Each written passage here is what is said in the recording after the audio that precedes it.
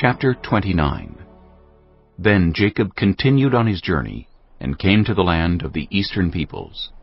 There he saw a well in the open country, with 3 flocks of sheep lying near it, because the flocks were watered from that well. The stone over the mouth of the well was large.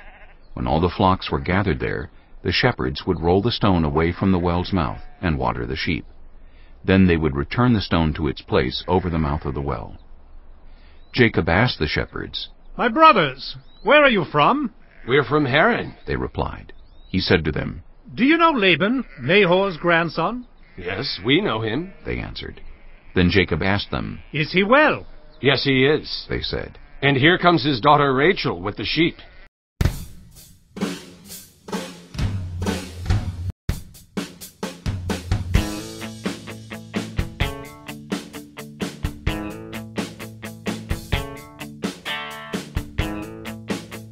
"Look," he said, "the sun is still high. It is not time for the flocks to be gathered. Water the sheep and take them back to pasture." "We can't," they replied, "until all the flocks are gathered and the stone has been rolled away from the mouth of the well. Then we will water the sheep." While he was still talking with them, Rachel came with her father's sheep, for she was a shepherd. When Jacob saw Rachel, daughter of his uncle Laban, and Laban's sheep, he went over and rolled the stone away from the mouth of the well, and watered his uncle's sheep. Then Jacob kissed Rachel, and began to weep aloud. He had told Rachel that he was a relative of her father, and a son of Rebekah, so she ran and told her father. As soon as Laban heard the news about Jacob, his sister's son, he hurried to meet him. He embraced him and kissed him, and brought him to his home. And there Jacob told him all these things. Then Laban said to him, "You are my own flesh and blood." After Jacob had stayed with him for a whole month, Laban said to him, "Just because you are a relative of mine, should you work for me for nothing? Tell me what your wages should be." Now Laban had 2 daughters. The name of the older was Leah, and the name of the younger was Rachel. Leah had weak eyes, but Rachel had a lovely figure and was beautiful. Jacob was in love with Rachel and said, "I'll work for you 7 years in return for your younger daughter Rachel." Laban said, "It's better that I give her to you than to some other man. Stay here with me." So Jacob served 7 years to get Rachel, but they seemed like only a few days to him because of his love for her. Then Jacob said to Laban, "Give me my wife. My time is completed, and I want to make love to her." So Laban brought together all the people of the place and gave a feast. But when evening came, he took his daughter Leah and brought her to Jacob, and Jacob made love to her.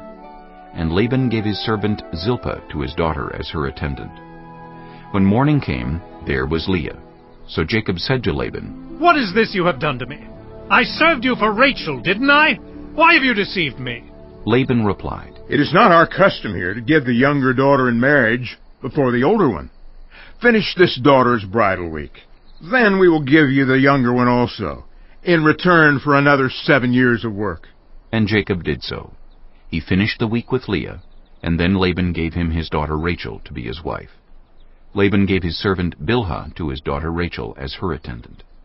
Jacob made love to Rachel also, and his love for Rachel was greater than his love for Leah. And he worked for Laban another 7 years.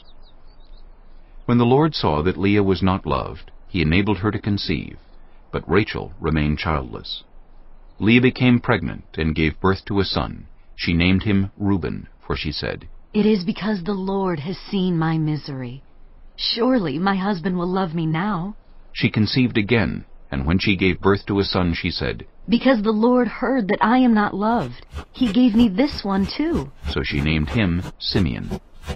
Again she conceived, and when she gave birth to a son, she said, "Now at last my husband will become attached to me, because I have borne him 3 sons."